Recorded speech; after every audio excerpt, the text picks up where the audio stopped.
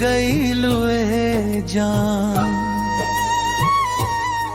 अब हर सांस तो हरे नाम पुकारे।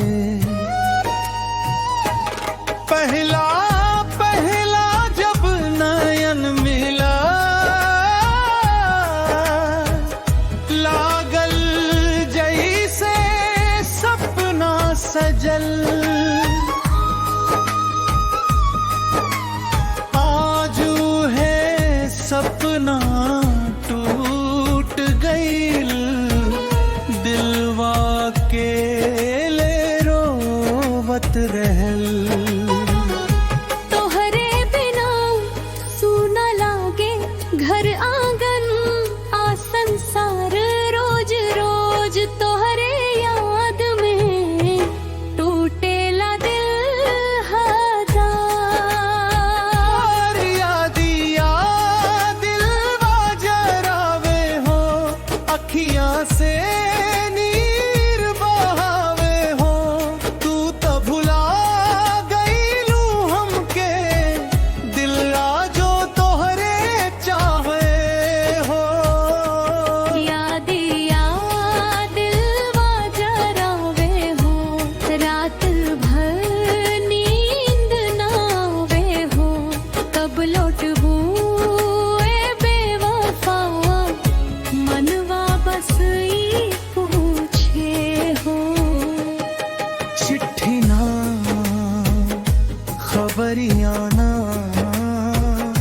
कैसन हो गईल दूरी।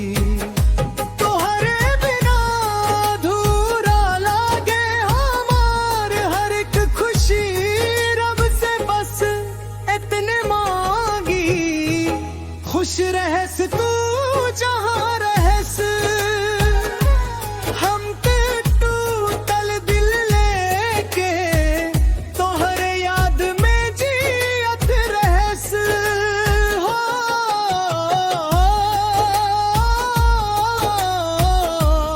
अगर किस्मत फेर मिलाई, फेर से दिल ना तोड़ी, ना तो याद बन के रहीस। बाकी लौट के मत आईस।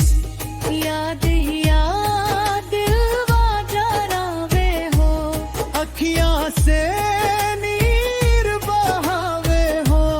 तू तो भुला गईलू हमके, दिल जो तोहरे चाहवे हो।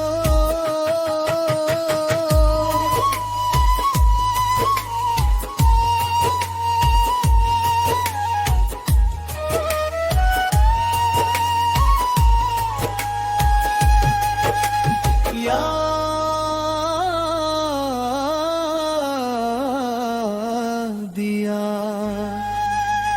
दिलवा जरावे हो।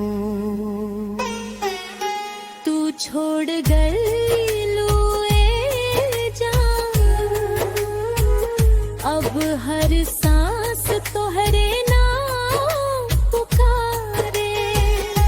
पहला पहला जब नयन मिलला, लागल जैसे सपना सजल। आज है सपना टूट गईल, दिलवा के ले रोवत रवल। तोहरे बिना सूना लागे घर आंगन आ संसार, रोज रोज तोहरे याद में टूटेला दिल हजार। यादिया दिलवा जरावे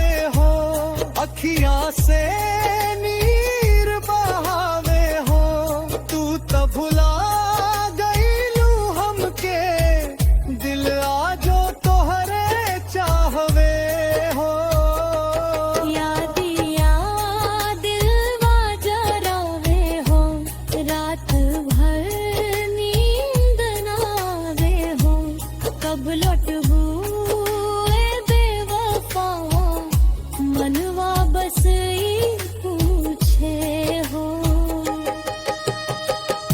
चिट्ठी ना खबरिया ना